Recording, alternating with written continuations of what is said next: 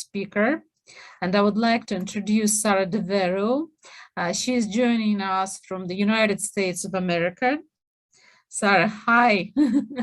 Sorry to keep you waiting, Hello. but you see, like we're so involved, like in all these conversations and deep thoughts that we just can't really stop.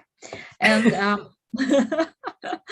I'm very happy just to say a few words about Sarah first, because Sarah spent 14 years in learning and development space at Google. So Sarah is ex-Google person, and Sarah's role included head of executive development programs and head of strategic initiatives for the Google School for Leaders.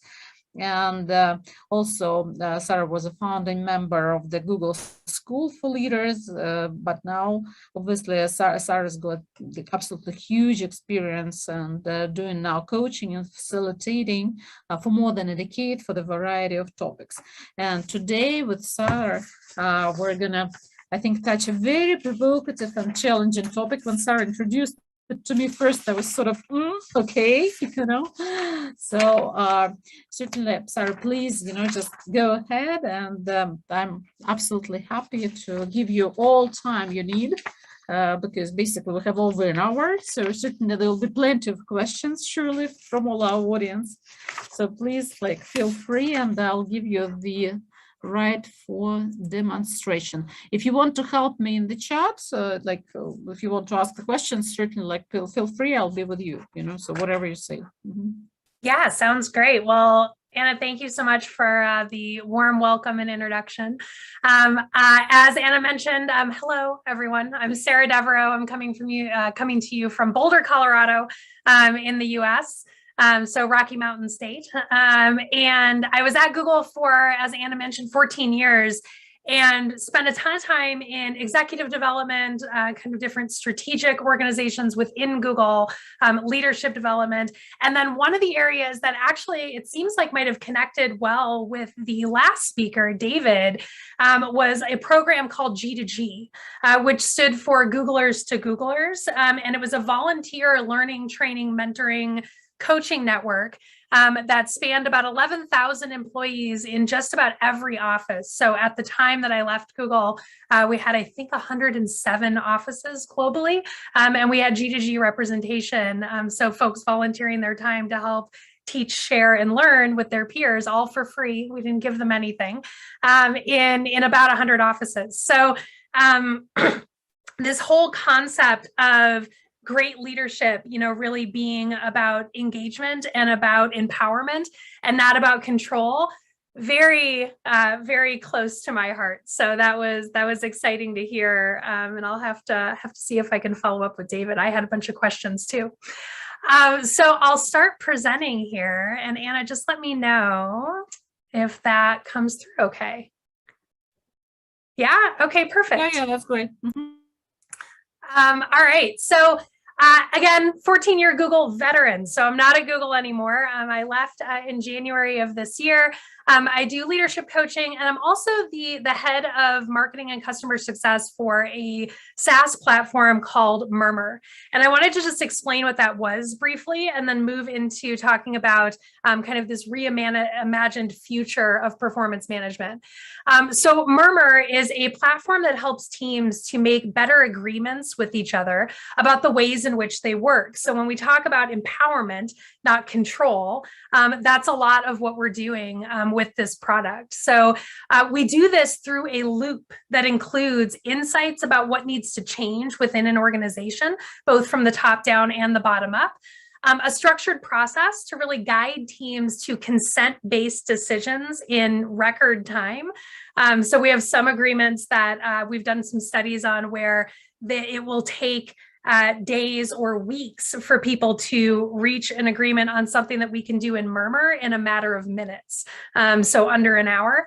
And then a feedback process to cap it all off, to make sure that once you get folks on the same page, that you're able to help them stay there. So that's the extent of what I'll talk about related to that, but I'm always happy to answer questions. So I like to make sure that I bring it up and let y'all know what I'm up to today.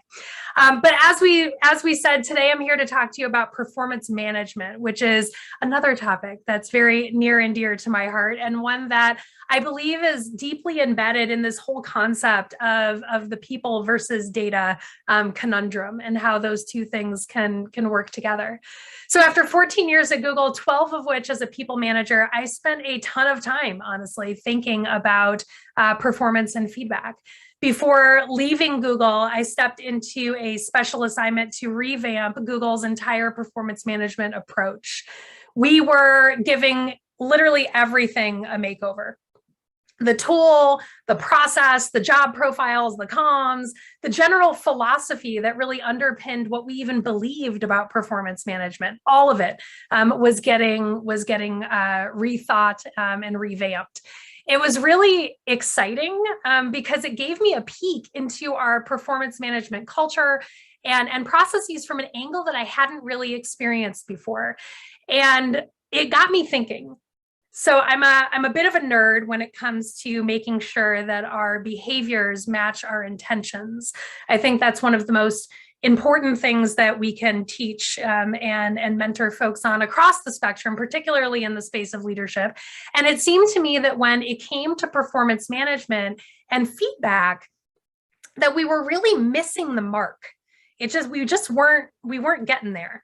So I started thinking about why.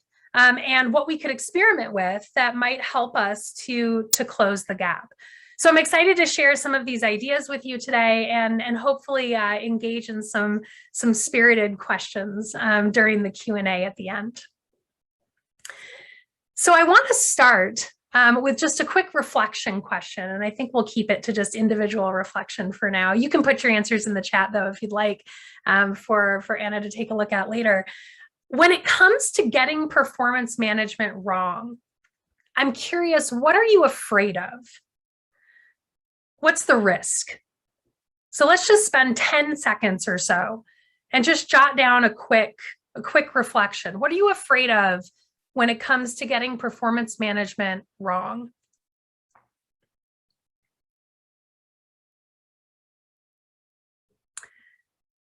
So when I've asked this question before, it's funny because everybody will say, oh, like which one's the right one, right? Which one is the one that she believes in, that she thinks is something we should be afraid of, or is it none of them? I actually think it's all of them.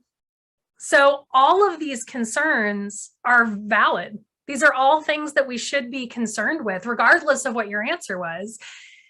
But I would offer that regardless of how you're managing performance today, that all of these things are probably already happening. No matter what you're doing, you're probably not avoiding any of them. They're within your organization to some extent. See, I believe that there is no right way to do performance management. There is no correct answer. It's a complex system of individual intertwining behaviors, motivations, emotions. And when we try to control a complex system like that, I'm also a complexity nerd, so I'm happy to talk about systems thinking and complexity theory as well.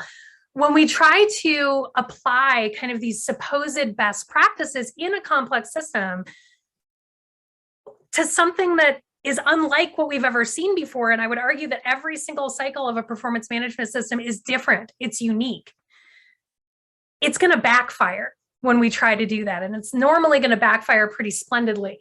There's no way to predict with any real level of certainty what's going to work in a complex system.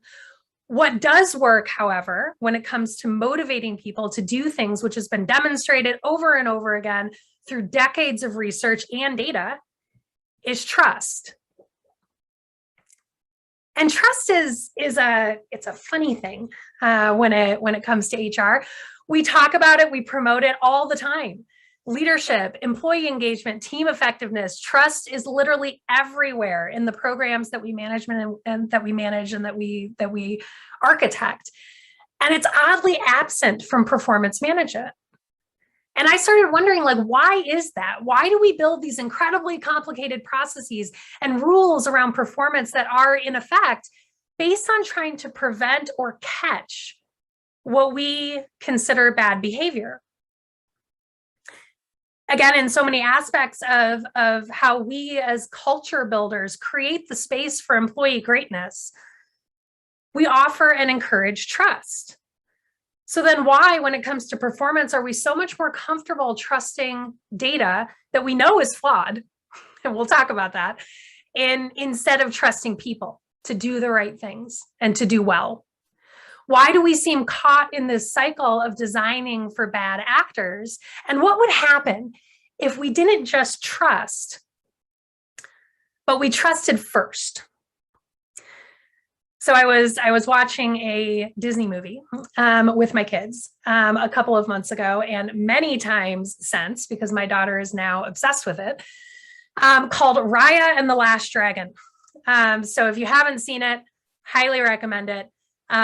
Great for the kids, also great for the adults. And the reason that I say that is because it's got this phenomenal subject matter to it. And it's all about trust. And it's not just about trusting, but it's about trusting first. Somebody's got to extend their hand. Somebody has to say, it's not about proving to me that you're trustworthy. I believe you're trustworthy by default. And what does that do for people? There's so much research out there that if we just trust and we believe that people are good, that they will rise to meet that expectation. But when we don't trust first, when we make them earn it, that's when a lot of these bad behaviors start to crop up. So trust has some pretty incredible benefits. And I think we all know about these, but again, we don't think about them when it comes to performance management. So one is engagement. When people feel like they have a stake in the work, in the team, more influence in the decisions that affect their work, they're going to be more engaged. Another one, which I heard David talking about, innovators. Another element and benefit of trust is innovation.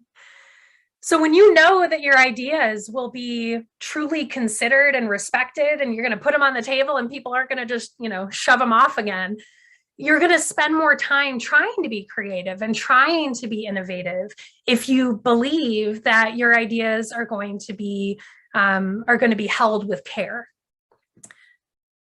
And then the third one that I think we often overlook is that trust actually has a pretty clear line to quality. Human beings generally want to do a good job at the things that we spend our time on. I used to talk about this quite a bit.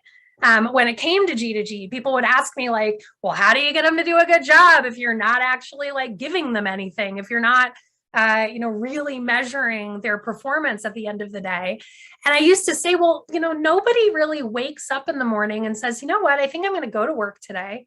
And I think I'm going to, work for 7 or 8 hours. And I think I'm going to do my very best to be horrible. I want to really suck today. I want to just be awful at what I'm spending my time on. Nobody does that. We don't try to be bad at stuff. Like, why would we do that? Low quality work is generally the result, in my experience, and perhaps not so humble opinion, of two main motivation killers. One is a toxic environment where employees don't feel valued, trusted, empowered. And two, quite frankly, is a broken hiring process where we don't catch at the top of the funnel that someone isn't going to be a good fit. I mentioned, G2G in relation to this topic, and the Googler to Googler program, again, has about 11,000 folks across over 100 offices. And I was always sort of asked, like, well, what's your quality assurance process? What's your performance management? What's your performance management strategy? And my answer was always like, well, why do I need one? Like, the results, we have quality metrics. We have ways that we, measure whether or not folks are getting, good scores when they facilitate, et cetera. And we're using the same quality metrics that we use with external facilitators that are coming in from outside of Google to teach. So why would I require a higher level of process and a higher level of policing, honestly, for our internal folks that are volunteering their time selflessly to do this for us, than we require from people that we're paying? Who are coming in from the outside or from our full-time trainers inside. And the quality scores and the metrics that we used for full-time trainers and external facilitators were the same as we used for G2Gers, and the G2Ger scores were consistently higher than external facilitators. And we kept bringing those people back. So, and without a performance management cycle. So like, why do I need to show these people that I don't trust them and that I don't appreciate them? What kind of benefit are we hoping to get out of that? So performance management seeks to correct these issues, right? Engagement, innovation, quality. We want high engagement, high innovation, high quality. It seeks to correct them on the back end. We look back and we talk about low engagement or how you showed up. We look back and talk about the need for more innovative solutions. And we look back and talk about misses on quality or results. We prescribe self-awareness exercises, 360 surveys, classes on design thinking, better goal setting, OKRs. I heard David mention OKRs as well, something that was a staple at Google. Rarely, if ever, does the process involve an examination of the environment in which the employees are being asked to operate and the impact that environment might have on their performance. And so the question that I've been rolling around in my head is, how might we trust first when it comes to performance management? So to explore this question, I want to talk a little about the history of performance management at Google. When I started at Google, it was 2006. We were only 7 years old, if you can believe it. We had just 6,500 employees globally, which is huge, but pales in comparison to the number of employees that the company has today. And we were a super scrappy organization across all aspects of how we ran our business, honestly. And when it came to performance management, that scrappiness really translated into disorganized and inconsistent. It was all over the place. It was kind of that thing that you had to do like every couple of months, but you didn't really think about that much and it wasn't that big of a deal. We were really focused on like, how do we get like good work done? How do we get deliverables out the door? It wasn't really about like, how am I being measured? When I left Google at the beginning of 2021, we were approaching our 25th birthday. We had 140,000 global employees, and we had company-wide processes, frameworks, and tools. Much more consistency, way more standardization. I watched over that decade and a half as the company underwent explosive growth. And I participated in the process of trying to evolve and mature our systems to match that growth as we struggled to kind of like, quote unquote, grow up. We felt like we had to get more mature in these areas. But with each reboot, redesign, and revamp of what we called the perf system, I noticed that three things that were happening. We were getting more consistent in our approach. Our feedback was getting more formal, more mature, and our employees were getting more frustrated with the process. So I want to walk you through what this looked like. So here is a very rough timeline with some artistic interpretation of the history of performance management at Google. The years are about right and the numbers are close, but this is all kind of ancient history to some degree at this point. So the basic ideas here, they're accurate, but it's not a precise representation. So basically, don't quote me precisely. And a big part of the reason for that is that there were so many experiments going on at Google around performance management at any one time that perf looked really different for a group in sales versus a group in engineering at any one time in history. It might have looked really different across maybe a dozen or more teams. employees continued to tell us that performance management was a hot button issue for them, right? It was something that they didn't like about working at Google. And we cared a lot about making sure that people liked being here. We wanted them to enjoy it. We wanted them to feel engaged and empowered. And so we were constantly trying to improve perf. So take this all, for illustrative purposes and not necessarily gospel. But to kind of walk you through here, in 2006, perf was actually quarterly, which is kind of insane. Like every quarter we were doing peer reviews, self-assessments, manager reviews, like full-on ratings, like the whole gamut was happening 4 times a year. It only took 4 weeks though. So it was actually pretty fast. So from the time that you submitted your first peer review request, because you got to say, hey, I want these people, to give feedback on me. From the time that you submitted that first request to the time that you had your conversation and review, in person with your manager and got your rating, it was only about a month. So it was pretty fast, considering it had a 40-point scale, which was nuts. So we had 5 different buckets of ratings, and then those were then divided. There were 40 different points across those 5 buckets, which was pretty insane. So people got pretty obsessive about like, okay, I'm a meets expectations, but meets expectations goes from 3.0 to 3.4. And it looks like I've increased from 3.4 to 3.5. So I'm on the high end of meets expectations. So that's good. Or somebody might have gotten a meets expectations, but they decreased from a 3.3 to a 3.2. And they would be upset about it, even though there actually was no impact on their bonus, on anything. Like those ratings were just to help understand where everybody was across the different buckets, but people got really obsessive about moving across ratings within buckets.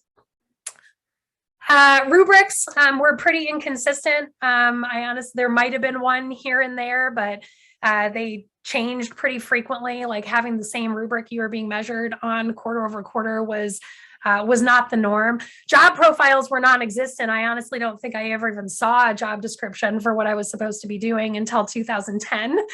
So that was not really a thing at that point. And feedback was really informal, but frequent.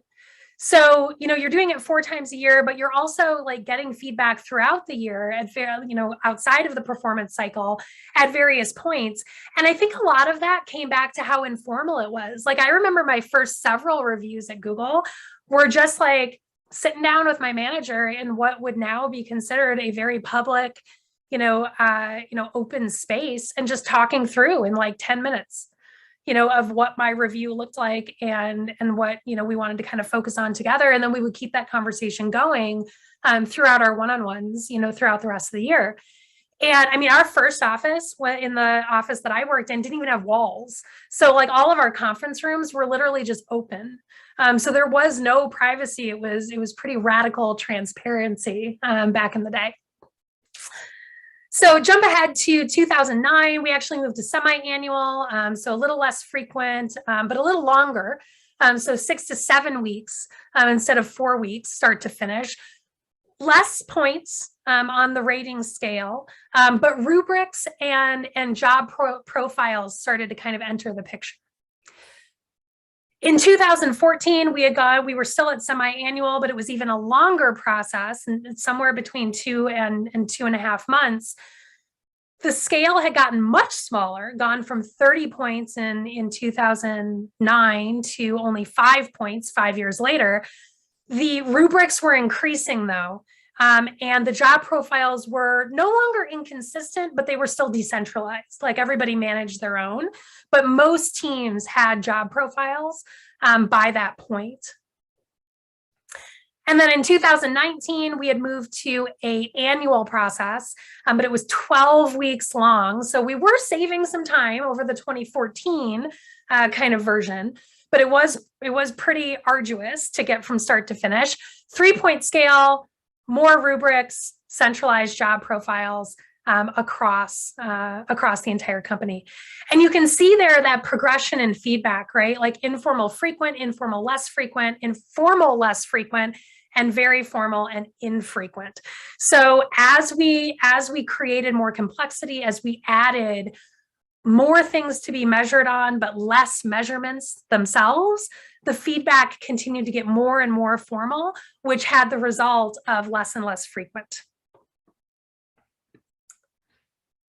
So this progression, I think, illustrates a pretty serious trade-off that Google may not have realized they were making. Less frequent, but longer cycles, less rating differentiation, but more things to be rated on, and more formal feedback that, as I said, was being delivered far less frequently. Now, I want to stress that these changes were not only well-intentioned, but they were also incredibly well-informed by years of employee engagement data.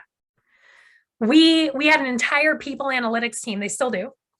Google still has people analytics, and we do an annual survey every year called Google Geist, and we had a decade of data from over 100,000 employees telling us what they wanted. This is what everybody said they would want, that they wanted, that would be better for them, that would make them happier about performance at Google.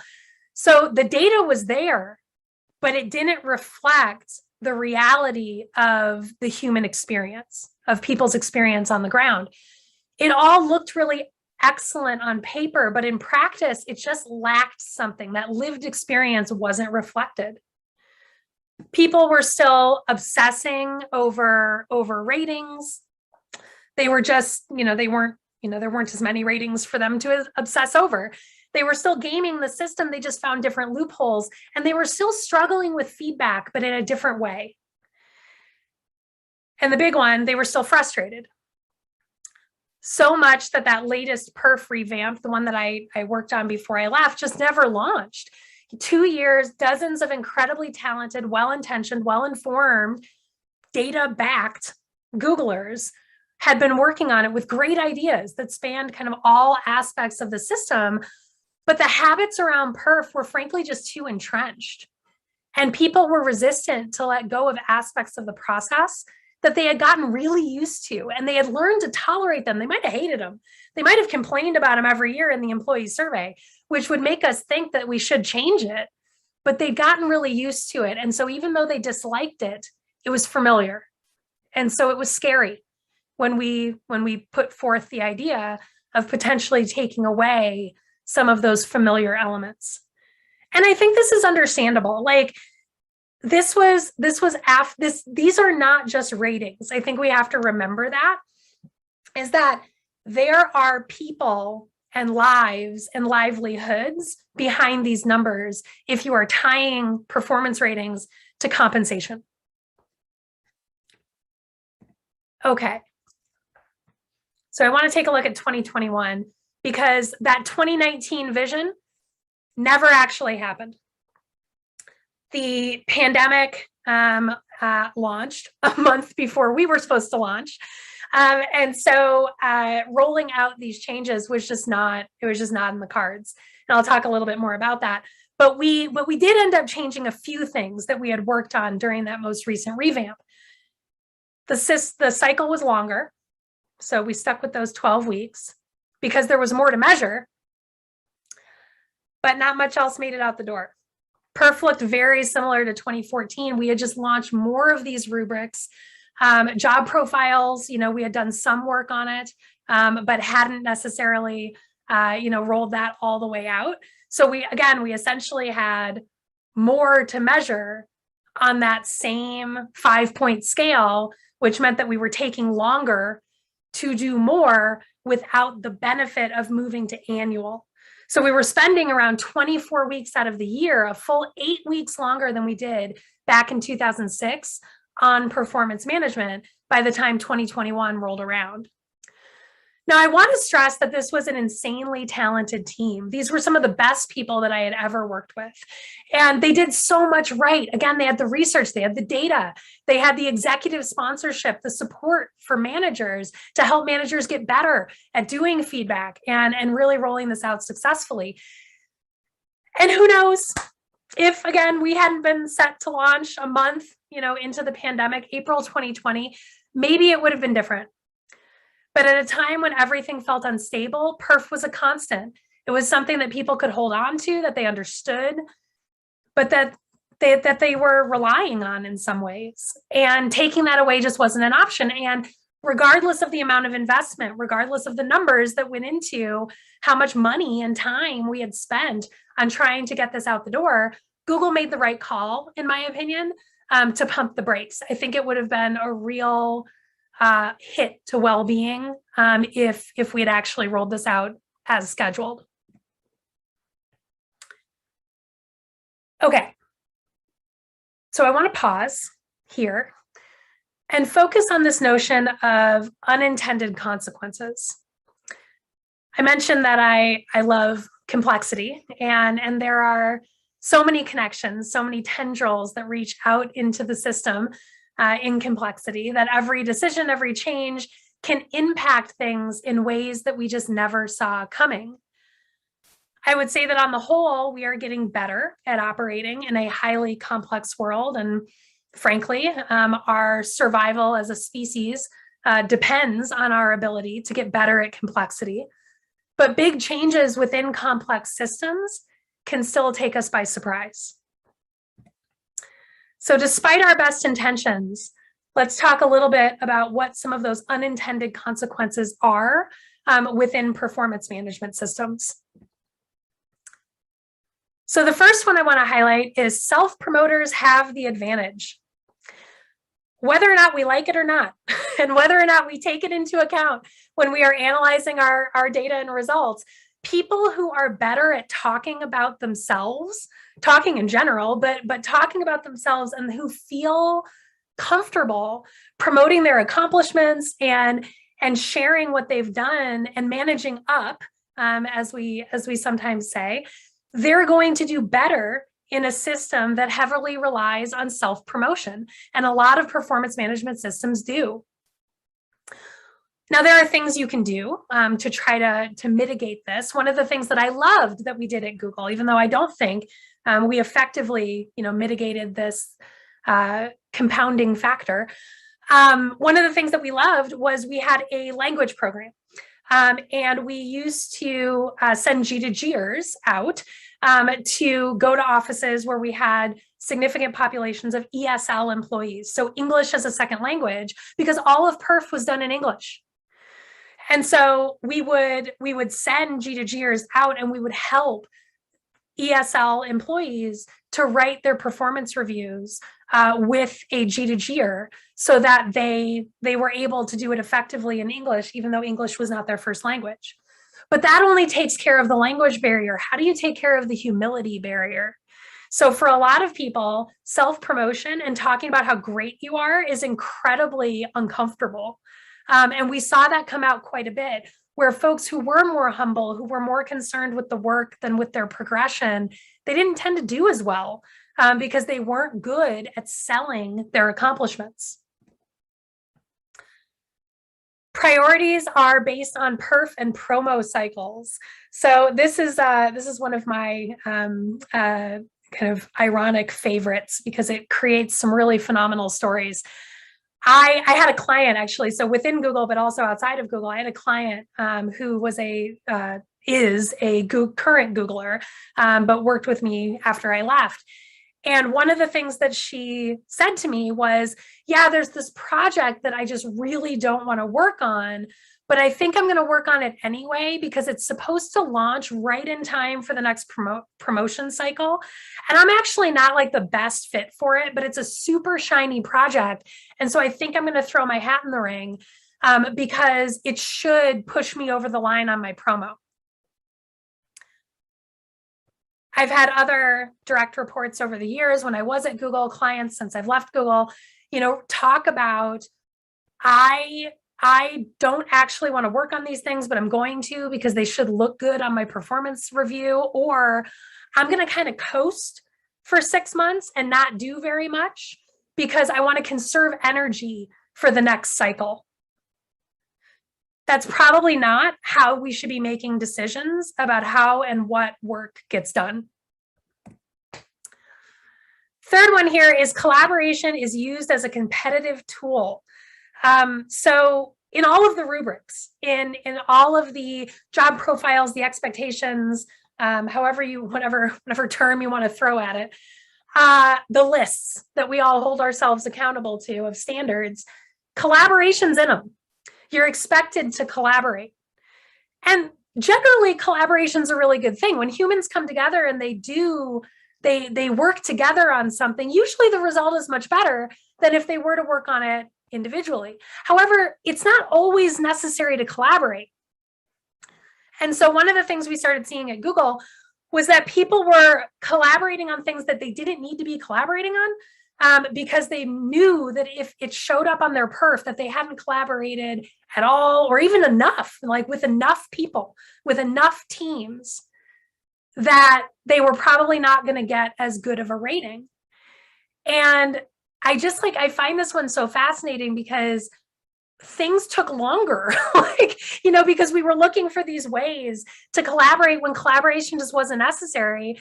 And so some projects actually took significantly longer than they needed to because we were trying to satisfy those performance management rubrics and standards. Feedback is seen as a threat.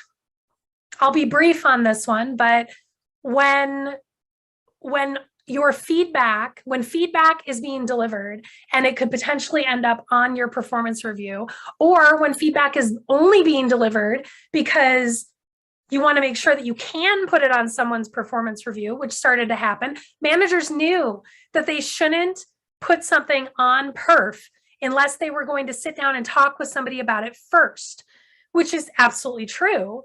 But what ended up happening is because everything would end up on perf, even like insignificant pieces of feedback that were like a one-time thing that we should just say, hey, listen, you kind of screwed up. Maybe don't do that again. Here's what I saw. What do you see? Let's talk about it for a minute. A 6-7 minute conversation that really should never come up again unless it becomes a pattern ends up on somebody's semi-annual review.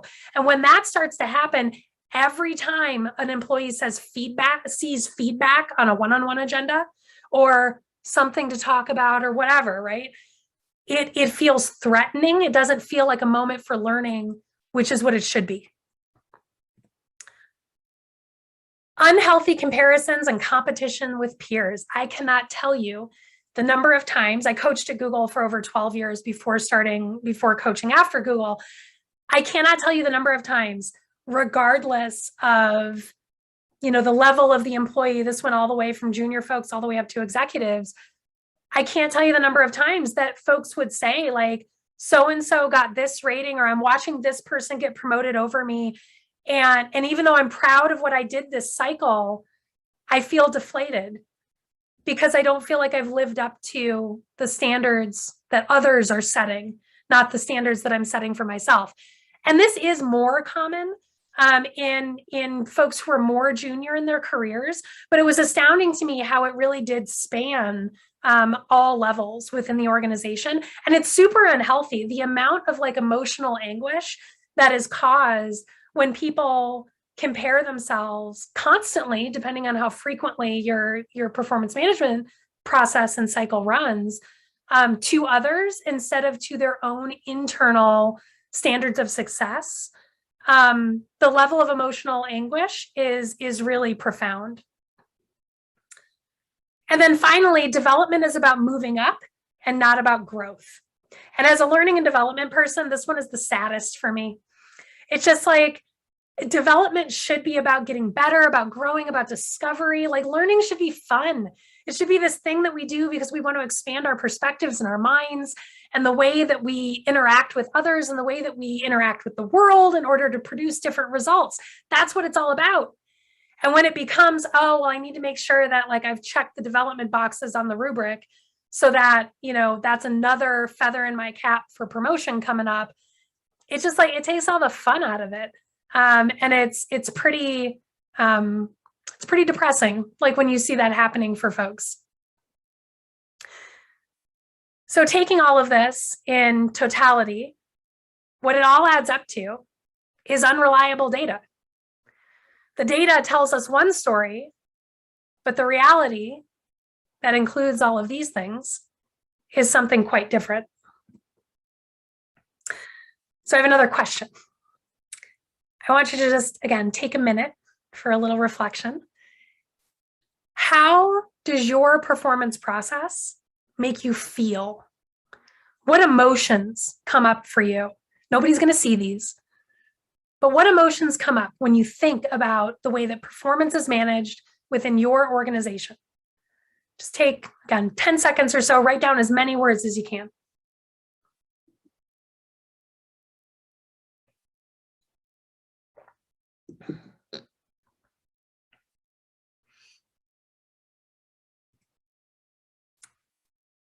So I've asked this question a bunch of times, and I've been evolving this, this word cloud as I go. Here's what I continue to hear, and it's remarkably consistent across different audiences. How many of the emotions that you wrote down do you see represented here? How does looking at this word cloud make you feel?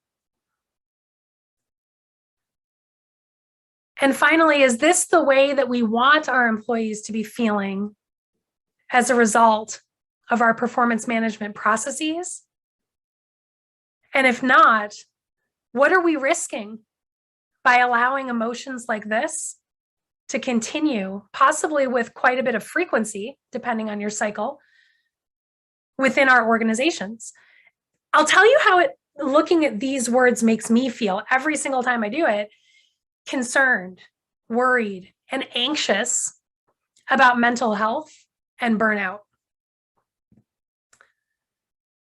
So what I'm proposing with all of this is a new way for many of us of thinking about performance as something that needs to be nurtured versus measured. In fact, I'm literally proposing that we throw the measurement aspect out completely, that we ditch the data and we focus on the people. We know that our workforce is more burnt out than ever before. We know that people are craving supportive working environments where they can be themselves, grow their skills, and feel safe to raise concerns and share their opinions. What if the key to solving burnout isn't in well-being training or self-care benefits? What if it's not about improving team effectiveness or shifting leadership mindsets? What if the secret to a sustainable, healthy, happy, productive workforce doesn't lie squarely on the shoulders of the individual, but on the performance management systems that the organization puts into place? Let's talk about burnout for a minute. Burnout is said to have 6 primary causes. So I'm going to flash them up here for you. Unsustainable workload, perceived lack of control, insufficient rewards or effort, lack of a supportive community, lack of fairness, and mismatched values and skills. I want to look at these for a minute. I don't know about you, but to me, just about all of these look like things that are either caused or heavily influenced by a lack of trust somewhere in the system. So again, how might we trust first when it comes to performance management? And how might we nurture performance? And what rewards might we realize as a result? So all of this either sounds well and good or completely insane. But either way, where do we start if this is something that we want to try? If we truly are to shed the frameworks, the rubrics, the ratings, what do we replace them with? And to be honest, I don't know for sure, but I have some ideas of where we can start. And I think a big part of that is that we need to approach performance management from the perspective of human motivation and growth versus monitoring and measurement, to believe and trust in people first and foremost. I love this quote by Wilma Rudolph, a record-breaking track and field 1960 American Olympic champion. Never underestimate the power of dreams and the influence of the human spirit. We are all the same in this notion. The potential for greatness lives within each of us. What would it look like if we nurtured the greatness within every employee, if we believed that every employee had it within them? What environment do we need to create to bring out the best in folks? And as we say at Murmur, help them do the best work of their lives. That's what that tool's all about, is releasing a lot of the control mechanisms and replacing them with trust. How can we shift performance to be more about development, growth, and learning, and focus on growing employees for the future instead of rewarding or punishing them for the past? Whew, okay. So with all that in mind, I want to talk about a couple of places where I think our efforts as HR leaders can be better placed than coming up with another rubric. So the first is autonomy. If you give the folks if you give the folks freedom and you put into place systems that reinforce autonomy and freedom to make decisions, they will take more ownership over their work. Productivity will increase, quality will increase, and right, if they're more productive and they're producing better stuff, that's performance. The second one is psychological safety. We talked a lot about this at Google. You may have seen a study that we released several years ago now called G-Teams, codenamed Project Aristotle. And that was all about how do effective teams work together. And the only thing that actually was consistently predictable and had the biggest impact was psychological safety. If people feel like they belong, if they feel respected and heard and seen, that they can safely share their concerns and ideas, they'll show up without fear in really exceptional ways. And then finally, transparency. You don't need to necessarily take all the walls down in your office, but if you tell people what's actually happening, openly, honestly, and without judgment, they'll respond. It needs to be frequent enough for them to act, not months after something happens. And they need to know you're coming from a place of support and care and not punishment. But think about it, how much better might people receive feedback if it wasn't tied to their livelihood? How much more growth might we see? How much better might their performance get? Now, again, this may not sound right for all of you. Might sound a little off the wall. I get it. There are a lot of reasons to stick with what you've been doing, to stick with what works. But I'm curious, and I'd really love you to ask yourself, is it actually working?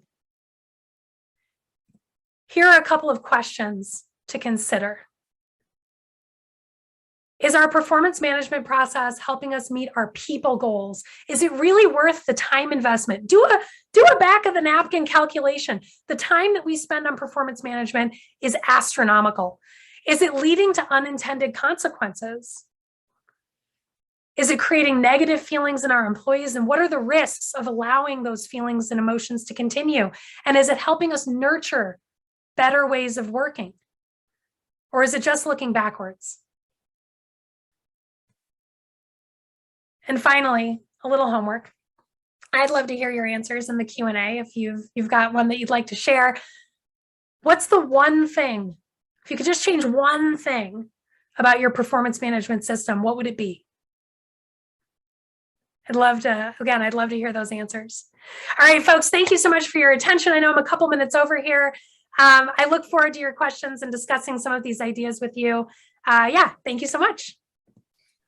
Thank you very much. I think, although we didn't actually put it specifically, but that was absolutely beautiful presentation just to end our conference today, because it's really plenty of insights, like to think through. But I have, before we finish and let you go for your day and for your kids and for your work, I have literally a few questions from our audience.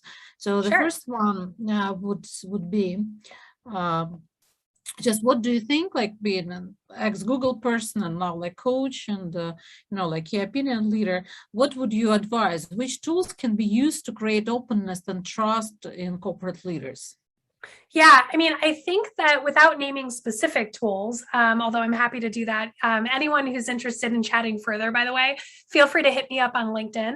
I should be pretty easy to find, but yeah, I'm happy to chat through like specifics if any of these answers are too vague. I think that the things that I really like to look for are things that don't feel like project management solutions. So as much functionality that helps people to make decisions and puts the power of decision making in the hands of individuals and of teams at all levels of the organization, and not just concentrating those decisions at the executive or senior leadership levels. That's what it's all about to me. That's one of the reasons that I'm really excited about, the new venture with Murmur, is that it's really about helping people to cultivate organizational wisdom. How do we get better at going towards that North Star and knowing that the decisions that we make are principled and are tied to our purpose? And so what can you put into place that helps people understand the way that an organization functions, the soul, right, of like a team or an organization, so that they can guide the work towards that North Star without having to track everything that they're doing, and tracking mechanisms that are for the individual and only visible by the individual, I think are really good for this. Tracking mechanisms that are poised as being for and only visible to the individual, but then there's metadata that is then reported to the organization, defeats the purpose and does not cultivate trust. Okay. Also another question, because obviously, you know that it's HR people here. So, and there's been like a discussion in the chat that measuring performance, we're trying to motivate with salaries, like with reward system, but we're trying to, from one point of view, from another point of view, just we're trying to make it as oriented to the future growth, to the potential as possible, So what would you advise, like rewards versus performance management? So what would be your insights, because not to contradict, the systems. Yeah, I mean, it's important that people get paid, appropriately for the work that they do. I think that merit-based and kind of rewards-based systems, although, again, very well-intentioned, don't normally have the impact that we want them to have. People try to game the system because who doesn't want a bigger check at the end of the year, or whenever you pay out your bonuses, right? So you're going to try, even if you're a well-intentioned, wonderful human being, chances are that once or twice in your career, I know I've done it, you're going to try to make that bonus bigger by checking more of those boxes. So my belief is that human motivation is made up of three primary components: autonomy, which we talked about; mastery, people want to be good at stuff, they don't want to be bad at it, they want to be good. Give them the ability to be better at something, and they will be. Autonomy, mastery, and purpose. They need to understand and connect with why they're doing something.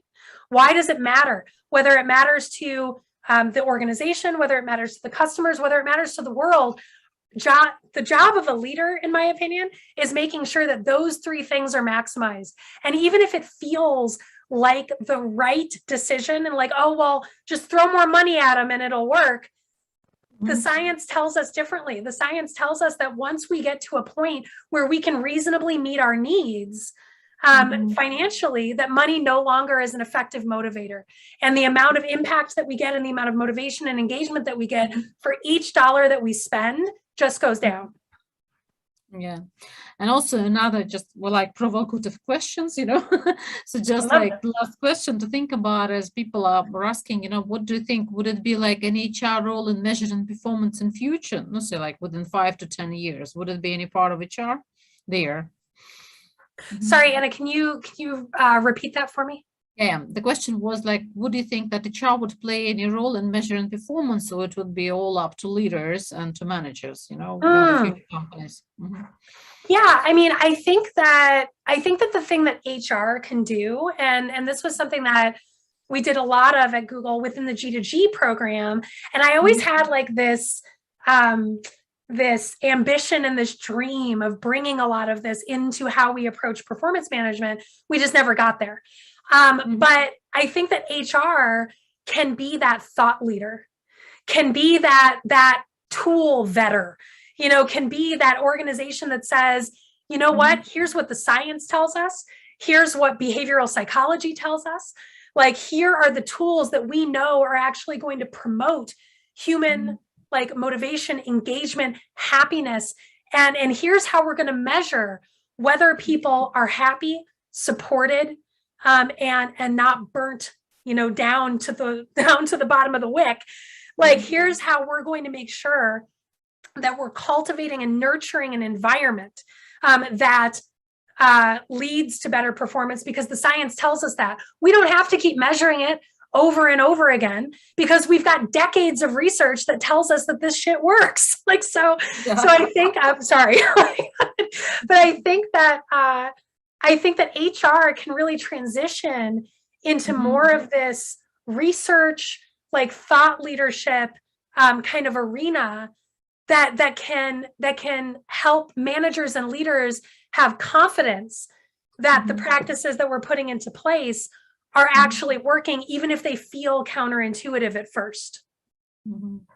Sarah, thank you very much. Like absolutely deep insights. In fact, it's like evening in Moscow, and although it's morning in America, I know, and afternoon in Europe, but you really make us, you made us think a lot, about what you have said, because you're basically challenging what we're used to, and so thank you very much again. Have a great day, and thank you for being with us. So, yeah. Thank you all so much. And again, I'm happy to chat with anyone, so please feel free to reach out. Yeah, you'll see. Have a good rest of your day. Okay.